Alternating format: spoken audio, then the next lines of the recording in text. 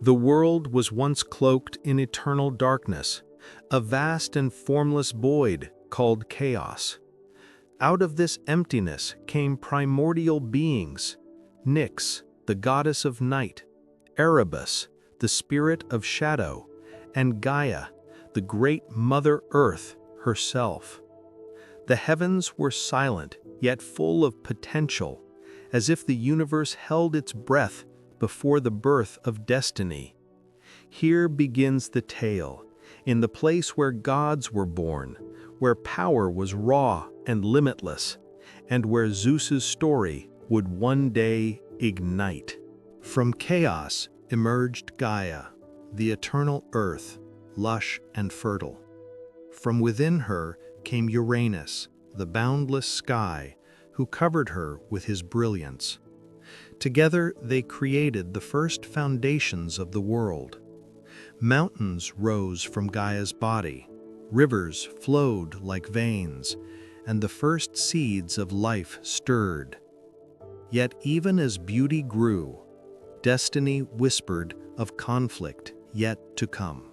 Gaia and Uranus birthed many children, the mighty Titans, each embodying forces of nature and power. But not all offspring were fair. 3 Cyclops, one-eyed giants with the strength to forge thunder and lightning, and 3 monstrous hecatoncheires with 100 hands and 50 heads, terrifying even to their parents. Uranus recoiled in fear and disgust at their monstrous forms. Uranus despised his monstrous children. In cruelty, he forced them back into the depths of Gaia's womb, imprisoning them beneath the earth. Gaia groaned in agony, her fertile body torn by the weight of her imprisoned children. Her heart burned with anger against Uranus, and she began to plot revenge. Among the Titans, one stood apart: Cronus, youngest yet most ambitious. Gaia whispered to him of Uranus's cruelty and placed in his hand a great sickle of unyielding adamant. "Strike down your father," she urged, "and free your brothers." Cronus's heart swelled with hunger for power, and his eyes gleamed with rebellion. When Uranus descended to Gaia one fateful night, Cronus struck. With the sharp sickle he slashed at his father, severing him from his throne forever. Uranus cried out, his blood raining upon the earth, giving birth to the Furies and giants, while his essence cast into the sea gave rise to Aphrodite, the goddess of love. The cosmos shuddered with the first rebellion. With Uranus cast down, Cronus took the throne of the cosmos. The Titans rejoiced at first, for a new age had begun. But power corrupted quickly, and Cronus became as tyrannical as his father, haunted by a prophecy. One day, his own child would overthrow him. Fear turned his rule into paranoia. To prevent the prophecy, Cronus swallowed his newborn children whole. Hestia, Demeter, Hera, Hades, and Poseidon all vanished into his stomach, trapped in eternal darkness. Rhea, his wife and sister, wept bitterly, powerless against his cruelty. The world grew silent, awaiting a savior. When her 6th child was born, Rhea could bear no more. She sought Gaia's counsel and devised a plan to save him. In a hidden cave upon Mount Ida in Crete, she gave birth to Zeus, the child destined to challenge Cronus. To deceive her husband, she wrapped a stone in swaddling cloth and gave it to Cronus, who swallowed it without question. Hidden from Cronus, baby Zeus was raised in secrecy. The goat Amalthea nourished him with milk, and nymphs danced and clashed their shields to drown out his cries, so Cronus would not hear. As Zeus grew, Strength and determination shone in his eyes, a godchild born to fulfill destiny. In the hidden valleys of Crete, Zeus grew into a formidable young god. His eyes were like storms, flashing with the promise of thunder, and his voice carried the weight of authority. He trained among the nymphs and spirits, learning strength, wisdom, and cunning. In his heart, he carried a secret fire, the certainty that his destiny was to overthrow Cronus and free his siblings from the belly of night. Zeus sought wisdom from Metis, the goddess of cunning thought, who became his first ally. Metis told him of Cronus's weakness and taught him how to use strategy, not just strength. With her guidance, Zeus prepared a potion of emetic power, a drink that would force Cronus to disgorge his swallowed children. Destiny sharpened like a blade. Zeus returned to his father's hall in disguise. Cronus, proud yet weary with suspicion, welcomed him, not knowing the son before him. Zeus offered the potion as a gift, and Cronus drank deeply. Suddenly, the Titan king convulsed, roaring as his body trembled with the force of the spell. Cronus collapsed, vomiting forth the gods he had swallowed: Hestia, Demeter, Hera, Hades, and Poseidon. They emerged fully grown, shining with divine power, embracing Zeus as their savior. For the first time, the siblings stood united, and the true Olympian family was born. The Titans, loyal to Cronus, rose in fury. The earth shook with the pounding of their feet as they gathered for war. Zeus and his siblings swore upon the river Styx to fight until victory or destruction. The air thickened with the scent of fire and prophecy, and the first sparks of the greatest war in history ignited. The Titans fortified their stronghold on Mount Olympus, while the Olympians raised their banners on Mount Olympus.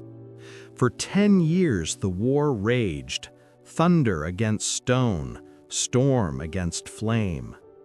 The world itself seemed to tear apart, forests burning, seas boiling, mountains splitting.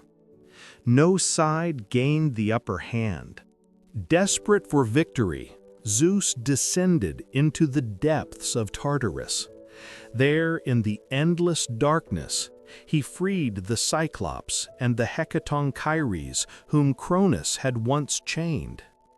Grateful, the Cyclops forged mighty gifts: thunder and lightning for Zeus, a trident for Poseidon, and a helm of invisibility for Hades. The Hecatonchires vowed their 100 arms to the Olympian cause. Armed with these weapons, the Olympians struck anew. Zeus hurled thunderbolts that split the sky. Poseidon's trident shook the seas into towering waves, and Hades vanished into shadow to strike unseen.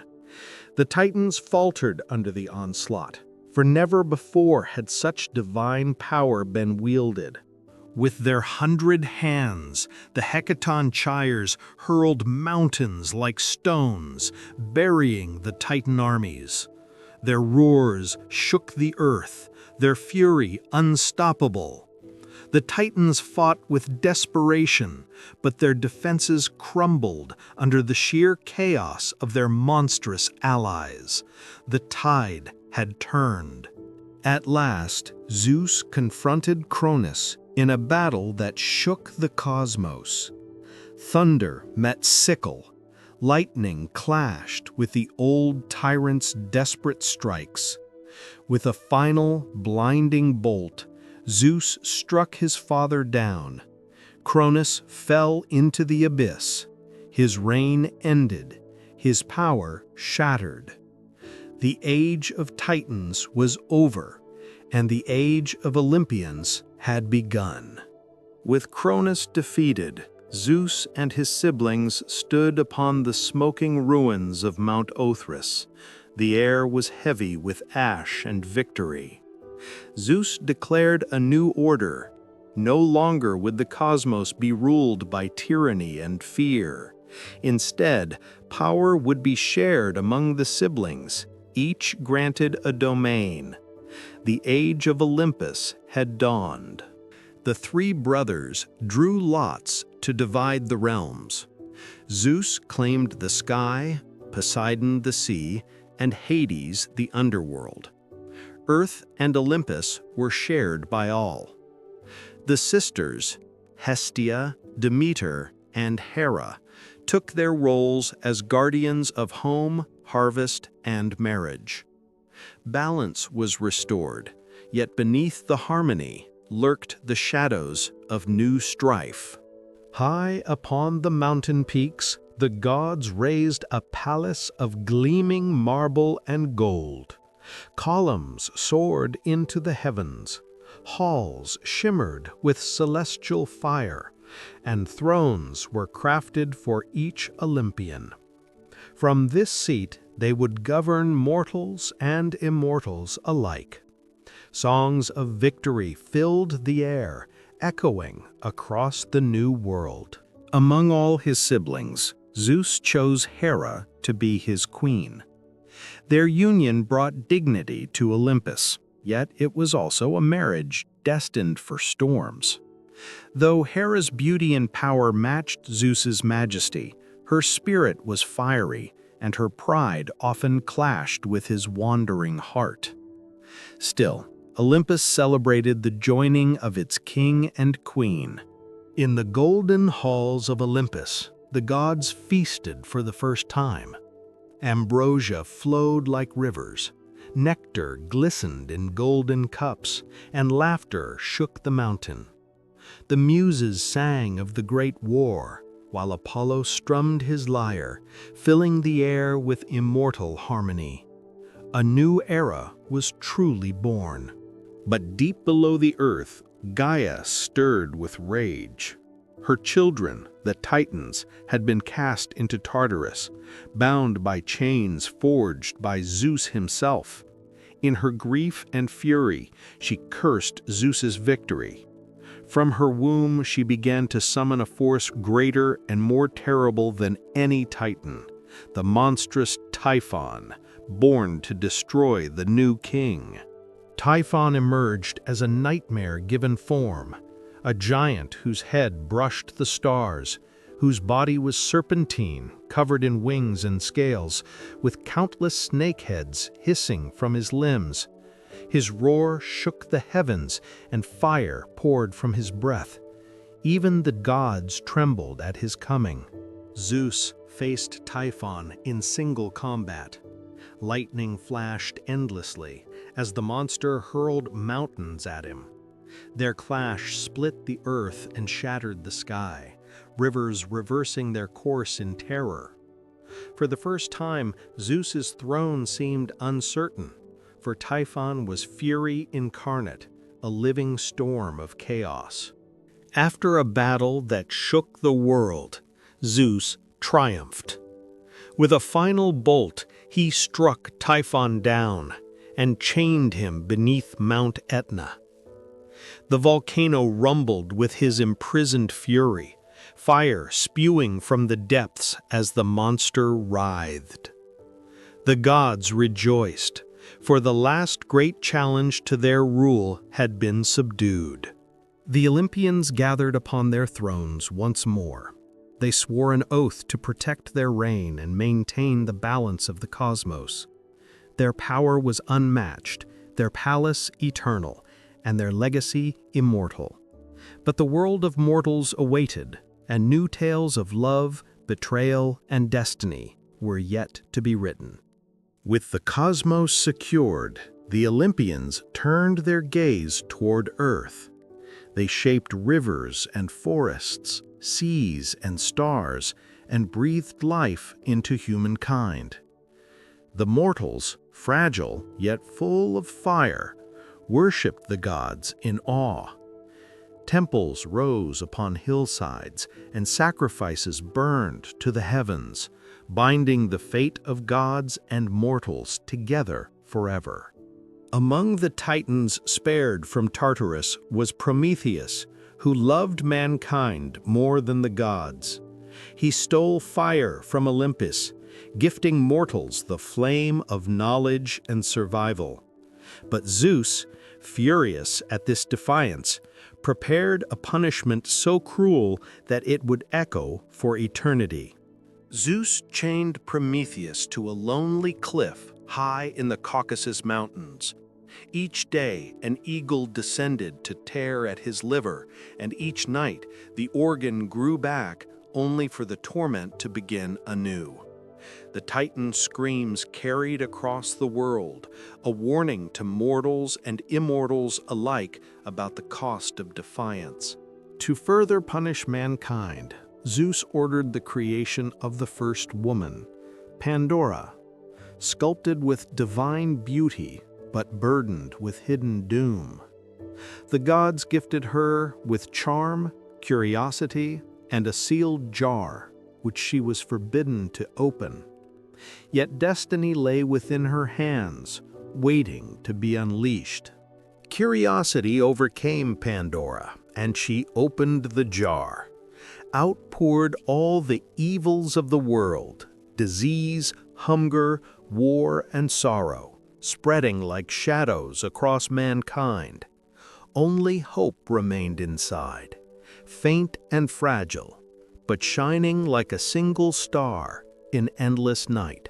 While Zeus ruled the skies, Poseidon claimed dominion over the oceans.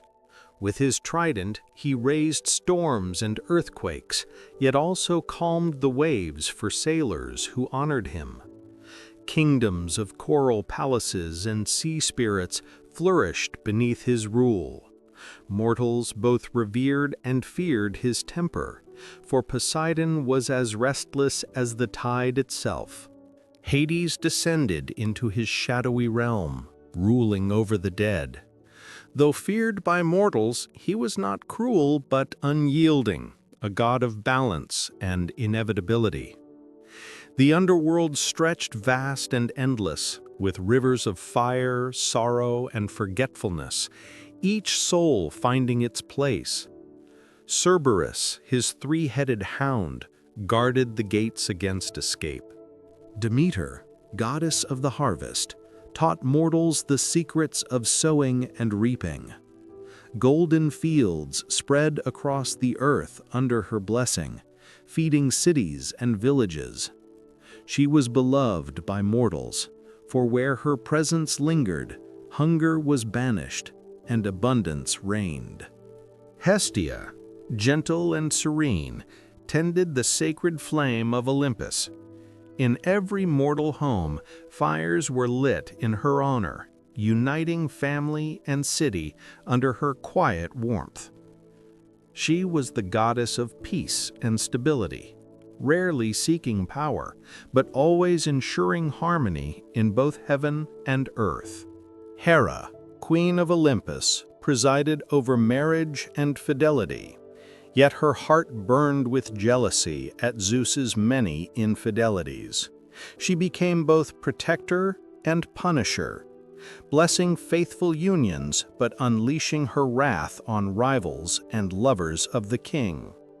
The halls of Olympus rang often with her fury, and mortals feared to cross her. From the severed essence of Uranus cast into the waves arose Aphrodite, goddess of love and beauty. She stepped from the foam upon a shell, her radiance dazzling both gods and mortals alike. Wherever she walked, desire bloomed, and the hearts of men and gods bent like reeds in the wind. Ares, son of Zeus and Hera, embodied the fury and bloodlust of battle. Wherever he marched, spears clashed and shields broke. His presence inspired both terror and chaos, for Ares cared little for justice, only the thrill of combat. Even among the gods, his savagery was feared. From fire and anvil, Hephaestus crafted wonders. Though cast from Olympus by Hera for his lameness, he found strength in his forge, shaping weapons for gods and thrones of gold. His hands, scarred with labor, created beauty unmatched, proof that even the broken can wield divine power. Bright Apollo, son of Zeus, shone as the god of prophecy, music, and healing. With his golden lyre, he filled Olympus with harmony, and with his bow of silver he struck down those who defied divine order. Oracles spoke in his name, and mortals trembled to hear his visions. Twin sister of Apollo, Artemis roamed the forests as goddess of the hunt, protector of maidens and wild creatures. With her silver arrows, she struck swift and true. Mortals who dared offend her purity often paid with their lives. Yet she was also a guardian of the innocent, fierce and unyielding. Swift-footed Hermes, born with laughter on his lips, became the messenger of the gods. With winged sandals and a mischievous grin, he carried Zeus's words across worlds, guided souls to the underworld, and played tricks on both gods and men. Though sly, his cleverness often saved Olympus in times of need. Born from Zeus's own head, Athena emerged fully armed, a goddess of wisdom, justice, and strategy. Unlike Ares, she valued order over chaos, guiding heroes with intellect and vision. Cities raised temples in her honor, most famously Athens, her sacred city of wisdom and strength. From the vine and the grape came Dionysus, god of wine, revelry, and ecstasy. His presence dissolved the walls of order, unleashing frenzy and divine madness. Mortals followed him in wild processions, losing themselves in music, dance, and intoxication, caught between joy and terror. Though small compared to the Olympians, Eros wielded power greater than armies.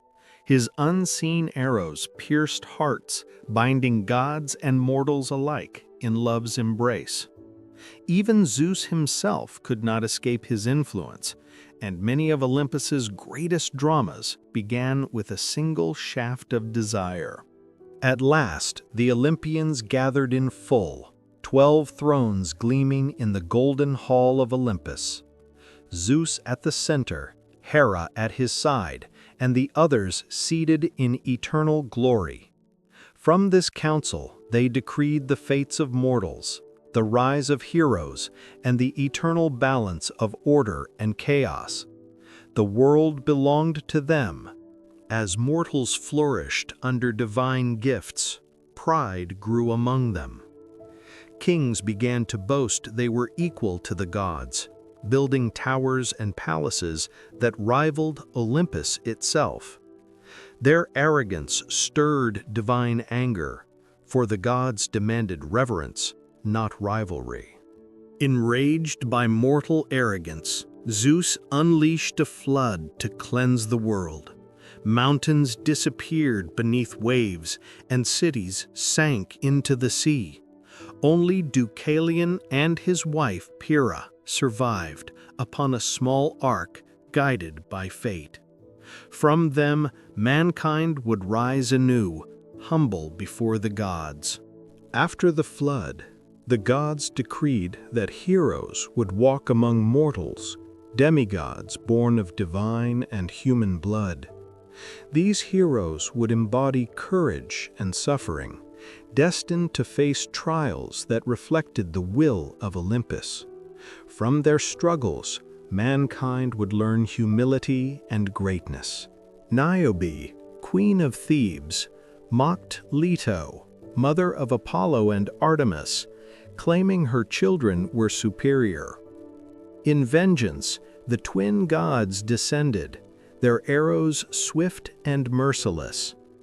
All of Niobe's children fell, and she wept until she was turned into stone, her tears flowing eternally as a spring. Ixion, a mortal king, betrayed Zeus's trust by lusting after Hera. For his crime, he was bound to a flaming, spinning wheel in the underworld, turning forever as a warning to mortals who dared defy Olympus. Clever Sisyphus cheated death twice, mocking the gods with his cunning.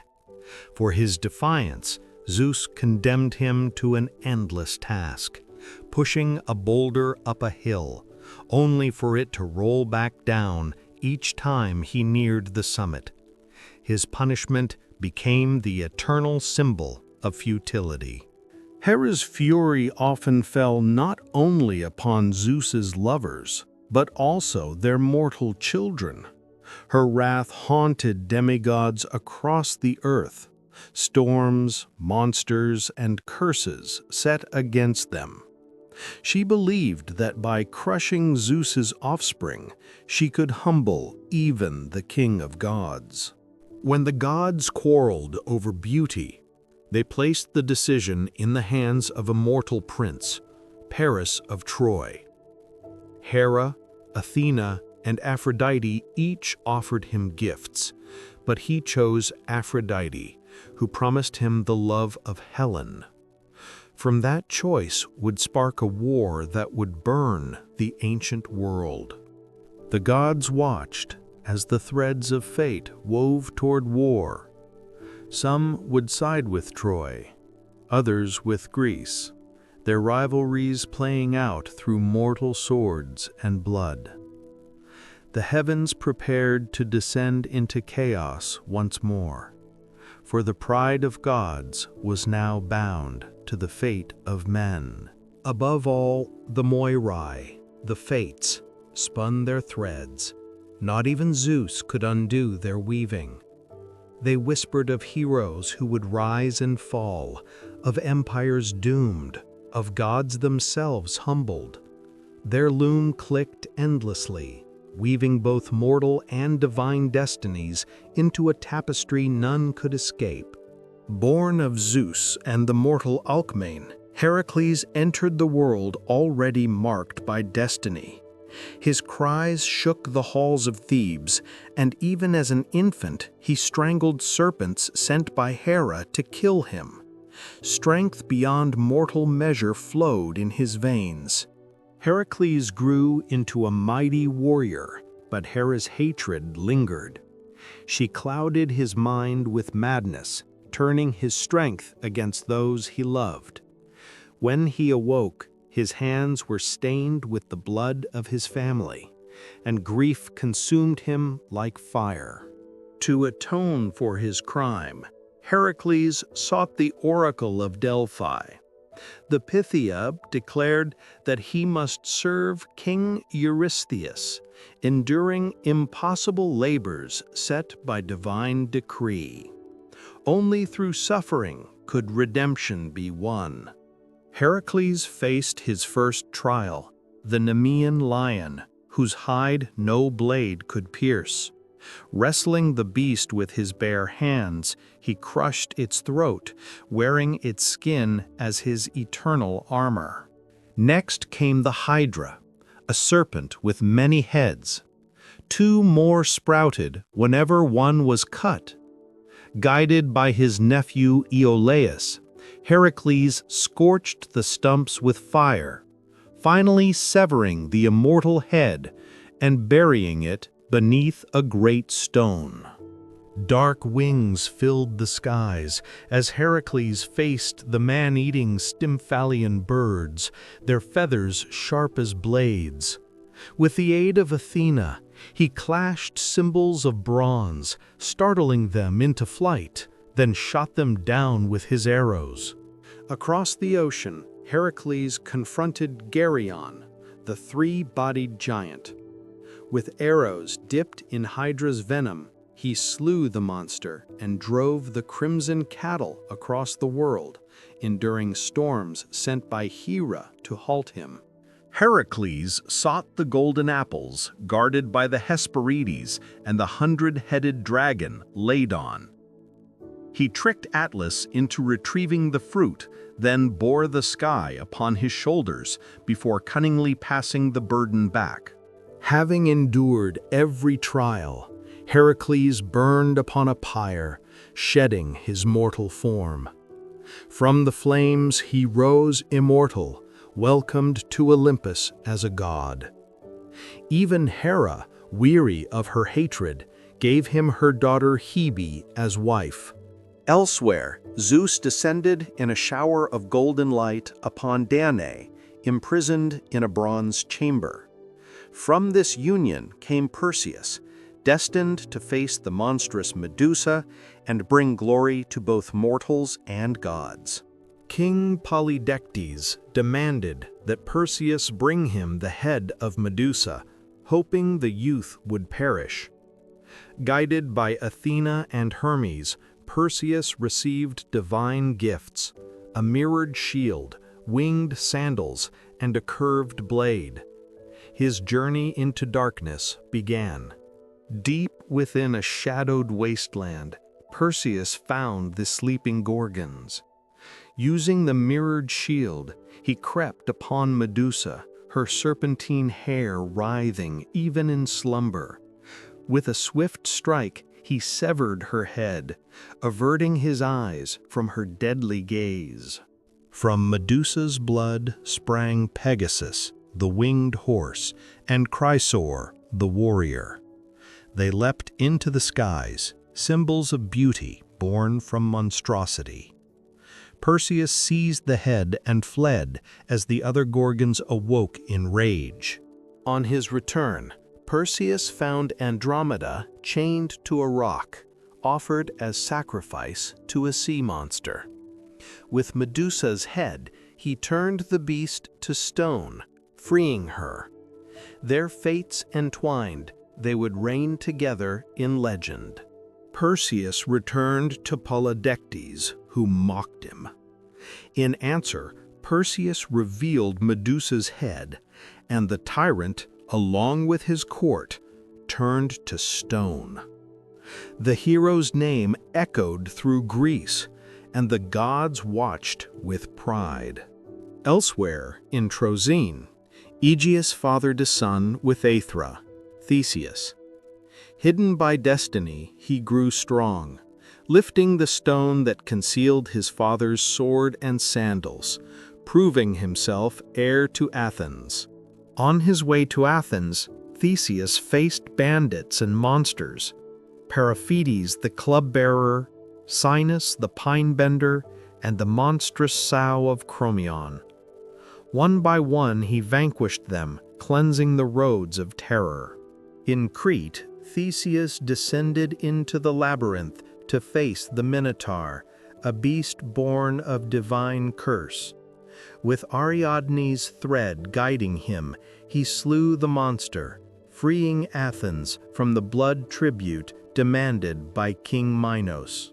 Sailing home, Theseus forgot to change the sails from black to white as promised to his father.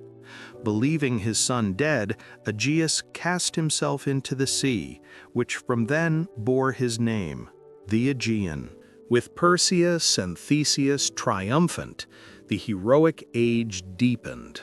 Mortals no longer trembled only under the will of the gods. They shaped their own legends, binding the mortal and divine worlds closer together.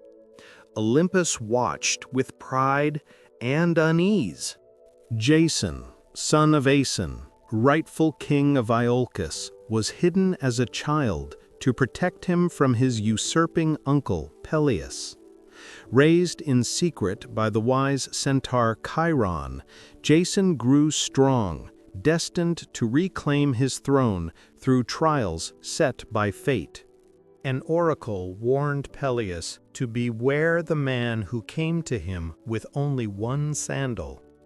Years later, Jason returned to Iolcus, losing a sandal while helping an old woman, who was Hera in disguise. Peleus, fearing prophecy, demanded Jason bring back the golden fleece. Jason summoned the greatest heroes of Greece to join him: Heracles, Orpheus, Castor and Pollux, Atalanta, and many more. Together they boarded the mighty ship Argo, their sails filled by divine winds, beginning the Argonauts' legendary voyage. The Argonauts first reached Lemnos, where women, cursed for neglecting Aphrodite, had slain their husbands. They welcomed the heroes as lovers and kings, but duty drove Jason and his companions back to the sea. The blind prophet Phineus suffered torment from the Harpies, who stole his food before he could eat. The Argonauts drove the monsters away, earning Phineus's guidance through the deadly Symplegades, the clashing rocks. The Argo approached the Symplegades, two vast cliffs that smashed together, crushing all who passed. Releasing a dove first, the Argonauts rode with divine strength, escaping with only the stern shattered as the rocks slammed shut behind them. At last, the Argonauts reached Colchis, where King Aeetes ruled, and the Golden Fleece hung in a sacred grove, guarded by a sleepless dragon. The king demanded Jason perform impossible tasks before claiming his prize. Aeetes' daughter, Medea, a sorceress, fell in love with Jason by the will of the gods. She gave him charms to protect him from fire and steel, and together they conspired to take the fleece and flee Colchis. By night, Jason entered the grove. The dragon hissed, coils writhing, but Medea's spells lulled it into slumber. Jason seized the golden fleece, its golden wool blazing like sunlight, and fled to the waiting Argo. Jason returned triumphant, but his tale ended in sorrow. In Corinth, he betrayed Medea for another bride. Heartbroken and enraged, Medea invoked dark sorcery, destroying his new wife and slaying their own children, before fleeing in a chariot drawn by dragons. The gods looked on in silence. Paris of Troy, guided by Aphrodite, stole Helen from Sparta, igniting the wrath of the Greeks. Armies rallied under Agamemnon, and 1,000 ships sailed across the wine-dark sea, their sails filled with divine winds toward Troy.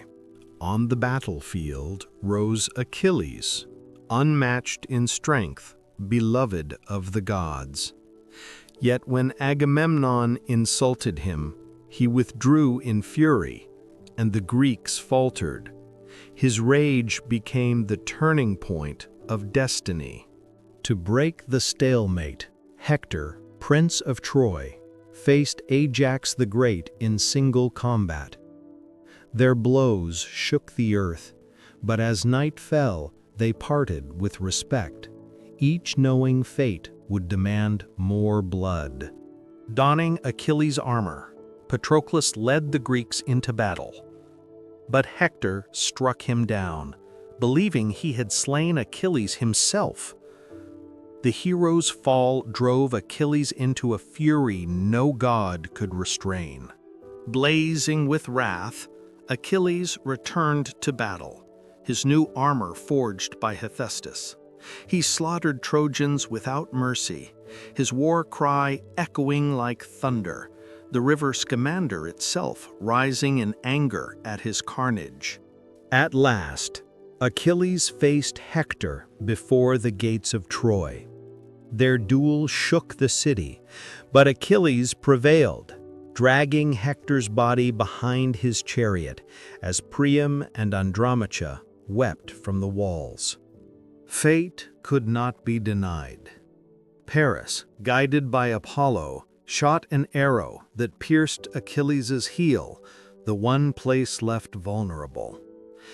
The greatest hero of Greece fell, and with him ended the age of demigod might. At last, Odysseus conceived the ruse that doomed Troy, a great wooden horse left as a gift, hiding Greek warriors within.